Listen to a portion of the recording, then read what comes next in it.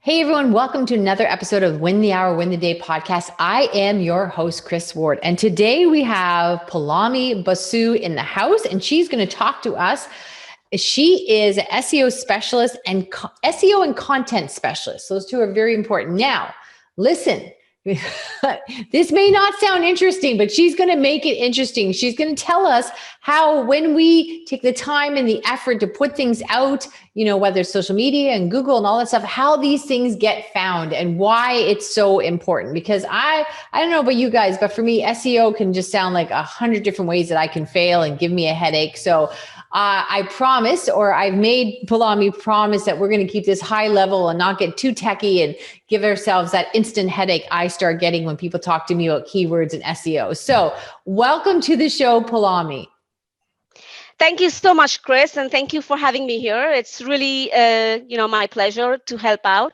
And as you said, yes, so we will talk about SEO and content, and I promise, as I promised to you earlier, to keep it as simple and as high level as possible, but at the same time, also give some constructive tips that people can actually take away and put into action. And I hope it helps them. I'm sure it will. Okay. Where do you want to start? Tell us where you want to start, Poulomi. I think let's start at the beginning, which is a very fundamental understanding of SEO, right? Okay, let's start at the beginning. What a good tip. Let's start at the beginning. Okay. All right. So you're right. Not so much the beginning, but let's start with the basics. What is SEO? Right. So if you look at it very simply, is SEO is you have a business and you have your audience, and you want your website to show up in Google. And there are lots of search engines, but I'm just sticking to Google right now.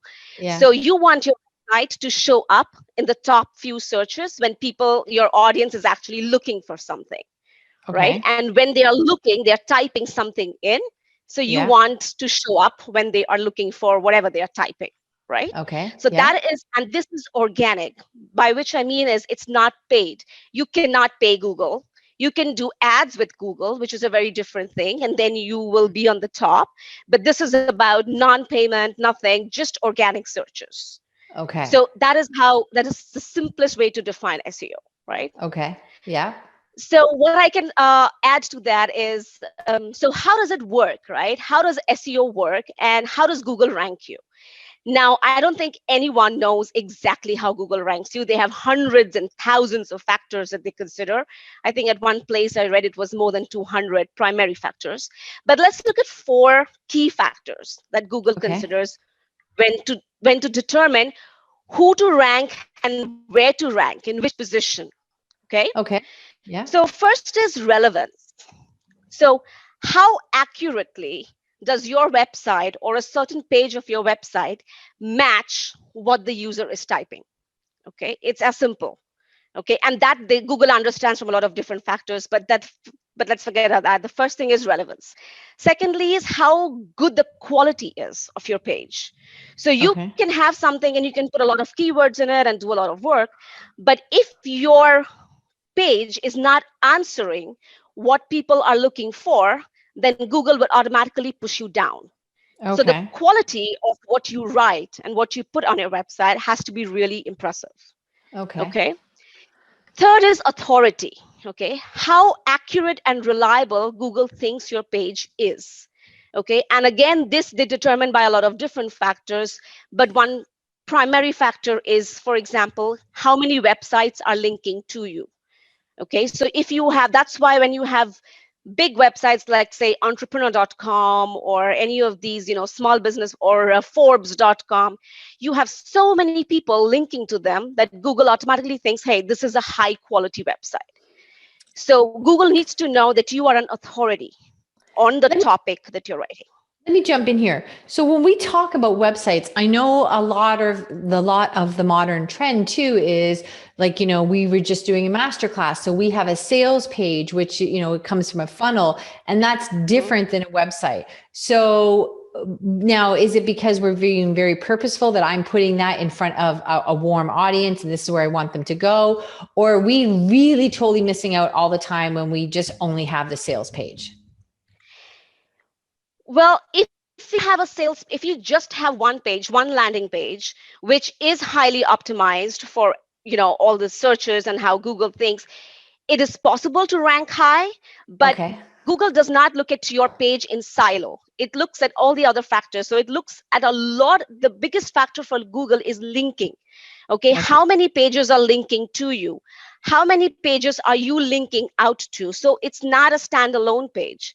I So see. I would suggest that even if you do have a landing page, you have a sales page, you have a website, you put it on your website and fill the other pages with also content which is relevant to your sales page and link Ah, back to okay. the sales page, right? The Okay. sales page is what in SEO we call, let's say, the money page. Okay. Okay, so that is where your money will come in, but you need other pages that will direct Google to go to that page and get more information. Okay, if it's just a standalone page, it doesn't generate any much traction in Google. So, for example, let's say, okay, in the masterclass, we were just doing, we're doing this masterclass group coaching thing. It's a new product for us. It gives more people more access at a lower price point for help them build their win team and really be in that 60-40 formula of 60% creation, 40% admin instead of 80-90%. So now let's say I made the sales page for that. And then I have other pages or on the bottom of the sales page, I might have, let's say, Kevin Carrington was on my podcast, or I was on other podcasts, social proofs, or I've got all these, high quality reviews about my podcast or different things, just showing social proof of the quality of my work. And they are linking to different things. So that will work there. But then I can have other pages with fillers, like, maybe talking about, I don't know, my journey as an entrepreneur and linking to other pages on page 2, 3, or 4 that just support what my sales page is about, but I could get some backlinks there. Yes. So there are two kinds of links that you can consider. One is internal links. So Okay. where your other pages, your content pages, your about pages are linking back to your money page, to your sales page. Okay. Okay. So that is internal linking. Okay. Provided your Yeah. sales page. So for example, your website is winthehourwintheday.com, right? Yeah. Yeah. So now your this masterclass page, is it on your website? Does it have the same domain name? Does it have, for example, winthehourwintheday.com/masterclass? Is it something like that? I didn't actually set it up. You know what? We just slapped it up pretty quickly. I would say no, but we could have Okay. it and give a direct link. Yes. So what would help is, for example, your winthehourwintheday.com, and I'm just taking your website Yeah. because we're on it right now, Sure. right? So you have a lot of different pages, right? You have some content pages, you have Yeah. some sales, you have some about you. So if you have those pages linking to your masterclass page, which is on your website, it Okay. has a much higher value than if you have a separate domain and separate URL completely. Okay. And Okay. this is internal links. And Okay. then you have the external links, which is the backlink, which is about other websites linking to your sales page. And Okay. it is good to have direct links to your sales page from other backlinks. But what Google really, really likes is content, okay, which is Right. why SEO and content are inseparable. So Okay. sometimes what works even better is if you get backlinks from other websites to your content page, and then your content page links to your sales page. Because Okay. then what Google realizes is at the top of your priority list is providing value for the audience through content. It's not sales. Okay. Now, Right. it could be that people are looking for a specific masterclass on sales, etc. But as you said, you have social proof and all of that. People need to trust you. People Right. will trust you if you have more content. Google will trust you if you have more content. Okay, so have content pages and link it to sales pages. Have external websites linking to, you can have it linking to your sales page, that's good, but also your content pages. Okay, so now I know the quality of these links and the ranking, all that matters too. But so, for example, when I'm on other podcasts, I'm on a lot of other podcasts. Does that lean into the fact that if we've got the links on one of our pages, that links into the fact that I'm an authority and that I'm linked to all these other pages? Yes.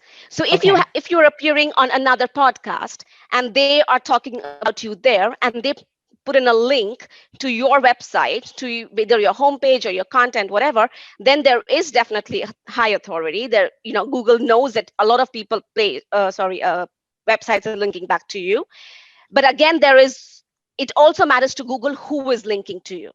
right? Right. So that's why a lot of people do the mistake of trying to build these links. They go to Fiverr, and Right. fiverr.com, right? And then Yes. a lot Yeah. of these freelancers, and they say, oh, I can build hundreds of links for Oh, you, and etc.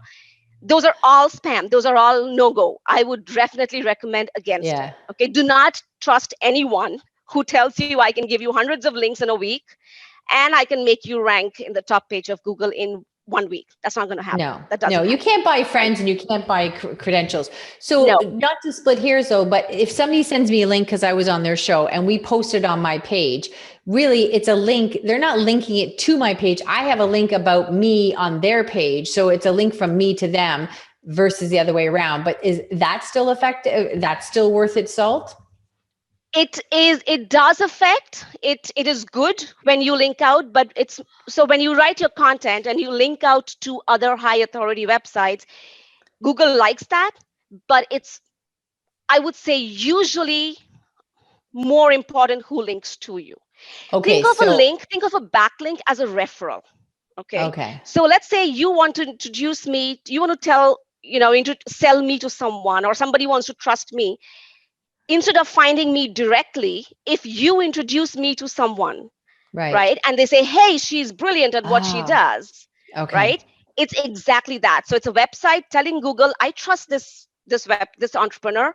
So that's why I'm linking out Okay, to so this it's like a entrepreneur. referral. It's like a referral. And in Yeah. this case, it is better to receive than to give. Yes. Okay, gotcha. Especially for like all content pages, but you should also link out externally, right? Right. You should also have Okay. some external links, but internal backlinks are very, very important. Okay, so I interrupted you. We were talking about the four key factors. We did relevance, good quality, Quality. authority, and then I dove in and asked you a bunch of questions, which just means we're having a good time and we're unpacking your brilliance. So what's the fourth one? User experience, Okay. right? Ah, That's why I see a lot of websites, even from entrepreneurs, they just set up a basic website, like one page, and it's not really clear. It's not presented in a nice way that you actually want to spend some time on the website. A website is okay. not just about putting up your services and saying about me, and that's it. I need Okay. to be able to browse through the website easily. So navigational, it needs to look good. It needs to load fast. It needs to be secure. So really a website that you would want to go back. I'm sure you've also seen some websites which you can't wait to get out of, And you know so what? don't Is do it that. poor design or I guess it's purposeful? Like sometimes more and more, even with bigger companies, you have to dig deep and dig hard to get like a contact us number or some way to Yeah, reach them, right? And obviously they yeah. must be doing that deliberately because they've got the money. But does that not strike against them? Like, or it's more retention on the page because I'm there longer trying to find a gosh darn number. So it depends on how big the website is. Now, let's say you take a website like, I don't know, IKEA, for example, or an Okay. Amazon, right? Okay. These are such giant mega websites, and they have so many people reaching out to them that unless they automate their system and they stay away as much, and they like put up chat bots and things like that as much as possible, they will be over flooded. But that's Right. fine because people will go to the website anyway. Okay, but Right. if you are a service entrepreneur and your website is not that high, doesn't have such a high authority, you're still starting off, or you're in the mid stages and you're Yeah. building it up, I would suggest be easy to reach. Now, a lot of the reasons why people don't put their contact numbers or their email addresses directly is because of spam, because you Right. get a lot of these chat bot, like spam Yeah. emails and things like that, right? So but again, you can put in a plugin or whatever to avoid that spam, but still, just make it easy for people to at least fill up a form and reach you. Yeah. Or just, and one good thing that works a lot, because people don't want to really email nowadays, is to put your social profile so people can just reach you through Twitter, for example, Right. right? That's much Okay. safer than putting your phone number out there. Oh, that's a good point. Okay. Yeah. I don't put my phone number out mostly because I'm in meetings. Like I just not sitting, the day is past where you're sitting there answering the phone all day. Like it's not pizza, right? Okay. Yeah. So those are the key factors. So do we want to dive into them more, but not too far? Or do you want to tell us some of the biggest mistakes you see out there all the time dealing with this? Well, there are too many mistakes that I see in Ah, SEO. So, okay. so I think the most important things to consider is the expectations. And I talked about this last time with you, is that SEO is not something that you start working on today and you see results tomorrow. You've got to Right. have patience, and you've Okay. got to put in the work. People, sometimes I see entrepreneurs doing it for some time and they get frustrated that nothing is happening, it's not going up. I was reading a report the other day that said that sometimes the best content on the top few searches on Google for content, for example, are 3 years old. Okay, so Oh, okay. the more regular you are with your content and with your updating of the website and keeping it top notch, and the more patience you have, the better for you. The results will come, but you've Okay. got to keep at it. If you do like one blog post a month, or maybe it depends. If it's a big blog post, once is also okay. But if you, let's say, you do one blog post in 6 months, and Yeah. then you expect something to happen, that's not going to happen. Google Okay. likes fresh content. Google likes regularly updated website. It looks at the dates actually on your website. Okay. Okay, so the fresher content will show up first, right? Okay. I So gotcha. one thing that people also don't do is, you have some content that maybe you published like 2 years ago or 1 year ago. Okay, every year or every 6 months, go and update that content. Put Oh, more relevant information, put new information, optimize okay. your keywords. So keep working at it, right? Okay, so let's say I did a blog, whatever, a year ago, and I did the 5 tips on building your dream team, the perfect, hire for your business. I could go back. Do I change it to the 7 tips, or do I revisit and upgrade 2 of the tips, or do I add at the bottom and say, you know what, when I wrote this, it was really impactful, but after what's happened in the world, this is some other things I think are really important. Like way does Google like it best, or does it matter? Look, I think for 1 second, let's keep Google aside. Okay. Okay. Let's look at your audience, right? So Okay. you put out some tips for your audience to manage their time, do their work better, more efficiently, right? Now you go back and look at it and you think, okay, what else can I add that I've, for example, that you have learned with your experience in the last year and you think will be relevant for them? Okay. Okay. For Google, the most important thing is the user. And for us Right. too, right? I mean, Okay. the user will what is the person who will bring us money. So the user has to be at the core. Okay. So fundamentally is how much more value can you add? Okay. Which Right. also translates to usually longer content. Google loves in-depth content. Okay. At one point, you used to have these 500-word articles, or even 200, 300-word articles, which just skims the surface. That does not work for Google. There are Okay. billions of such pages out there. The more in depth you can make it, the more self sufficient a piece you can make on that topic, the more Google likes it. Okay. Okay. So that is how, that's a generic way I understand, but that's one way of looking at it. The second is the more technical part, okay, which is more about looking at the keywords. What are the keywords that page ranks for? Okay. Okay. Let's say you rank for a page, for a keyword says, manage your time. Or Okay. I'm just outsourcing. making this Yeah. up. Right. Sure. Right. So now you can type on Google, manage your time, or you can type in, best is to use an SEO software. I would highly recommend that. Just put it on there and see who shows up. Okay. Right. Which pages are better than you? And what are they writing about? When were they updated? Okay. Why are Right. they better than you? Right. So that will give you an idea on how you can optimize your content more. Okay. All right. The I think this is really important stuff because Google's such a beast, you kind of go, oh, you know what? Anytime I've talked to someone about SEO, it gets so tech so quick that you get lost and you think, I'll never get to it. And then you just go back to nothing is better than you give me a headache.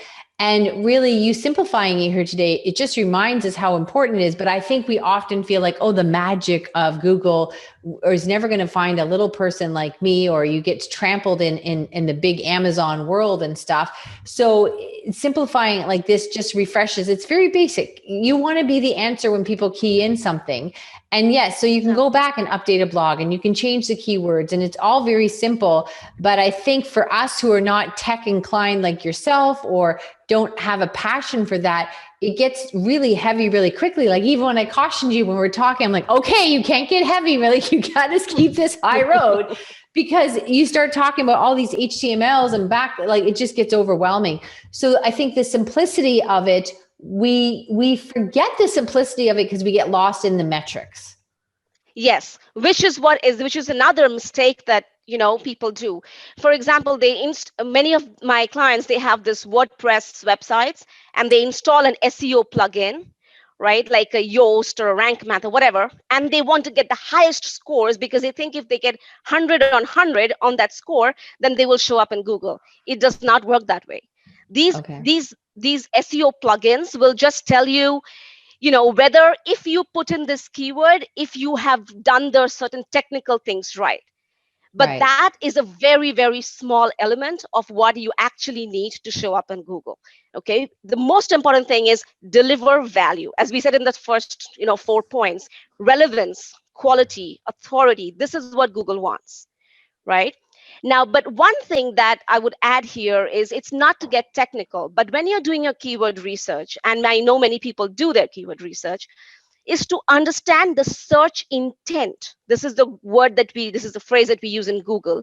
When people are typing something, what are they actually looking for? Because we don't type in full sentences, like Right. we just put in a bunch of words and we expect Google to make sense of it and show me what is in my head, right? Yes. But what is in Yes. my head is not always what I'm typing, With spelling right? mistakes. Don't get technical. I Exactly. didn't even spell it right. Yeah. Yeah, exactly. But Google says, did you mean this? And Google then tries to give you a bunch of search results. And sometimes you're like, no, that's not what I'm looking for. Okay. And then you change the search, what you type Yeah. in, and then you get to where you actually want to get to, right? So when Yeah. you're doing your keyword research, try to understand what are people actually looking for when they are typing this. Okay. Right.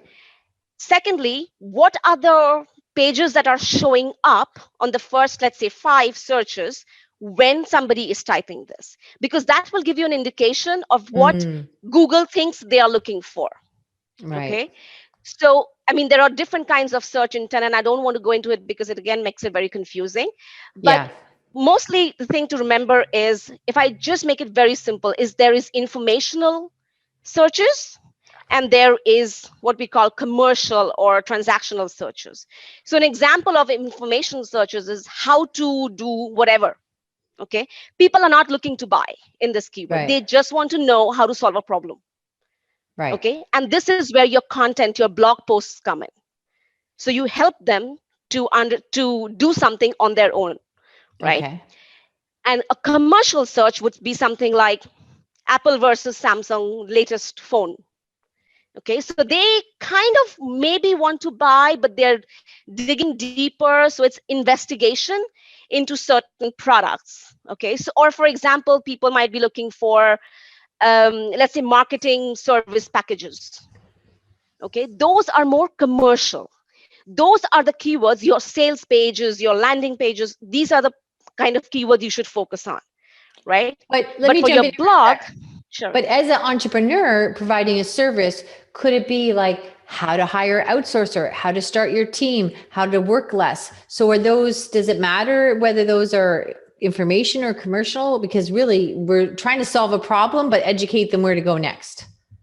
Right. So what you could do is, usually a very good model that works is, you have a sales page dedicated to a course or something that you're selling, but you Oh, at the have a bottom. piece of content also on the same topic. Now Right. you optimize your content page more about how to da da da, and Yeah. then you link it to your sales page, which is more optimized for the commercial page, for the commercial Right. keywords. Okay. So really understanding the search Right. intent is very important. Okay. And we do that. And I know that, but when you split the categories into 2, I got lost. I was in your world and I was like, I don't know which way to go. Okay. That makes sense. There are Okay. actually Makes 4, but I sense. didn't mention the other 2. Okay. All right. Well, you can mention the other 2 quickly if you want. We got a few minutes left. We can whiz through them. Okay.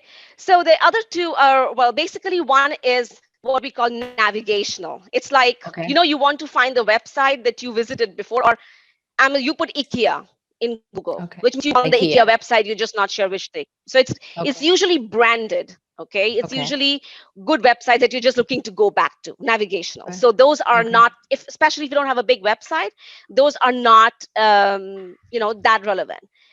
The other kind of keyword is transactional, which is where this is your buy a Okay. product, sale, where do I buy this, outlets Okay. that sell this, discount, coupon. This is all when people are at the end of their customer journey, they want to buy, Mm. and they're Okay. looking exactly for that place. There's just no more information, or those stages are over, Okay. right? I gotcha. So Yeah. that is something also that you can put on your landing page. But for service entrepreneurs, it's not that relevant, because you can say buy your course, but usually you say sign up for the course, right? You Mm. don't say buy this course.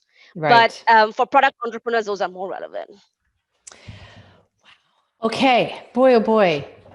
That's awesome. Okay. I think I need to go lay down. But, and this thing is, I think what it is you did really help and you brought clarity. And I was hesitant about this. People have to work really hard to get on my show because I want you guys to really have solid takeaways, solid takeaways. And you guys are fantastic. You're constantly giving me reviews and telling me exactly what you like. And I read every single one of them. I am so thankful when you take the time to fill that out. And people tell me all the time that they love when they listen to the show and they get solid takeaways. And Poulomi, just mostly because you're so smart, I thought, oh, I don't know about this, because you just deep dive really quickly. But it was really a good overview, because you get so lost in the metrics and the analytics and the Google being this big scary monster that you just forget common sense. Like you start diving deep and you forget where you started, right? So I think this was a really fantastic refresher to remind us what I would say, like, I did know that, but I was putting it in the wrong category, or some things I knew, but I forgot I knew. And other things, it's like, oh, if you recycle this or redice this, that's a whole brand new bucket of knowledge. So awesome stuff. Thank you so much. Where can people find more of your brilliance? Well, there is my website on which I write a ton of blog posts, and those are Yes, I bet you usually do. like in depth, usually in Yeah. depth. So I would suggest, like, if they have any questions, because I also try to make it, when I write a blog post, I try to make it simplified into questions like, okay, how can I do this? Where do I find that? And I try to Okay. simplify it. Maybe it's not as simplified as people want, but it's a start. And of course, and Okay. if they have any questions, they can just connect to me through my website. And I'm on social media, all kinds of social media. So Okay. We will make sure your LinkedIn, links Twitter are, are and Pinterest. we will make sure your links are in the show. And we thank you so very much. And everyone else, we'll see you in the next episode.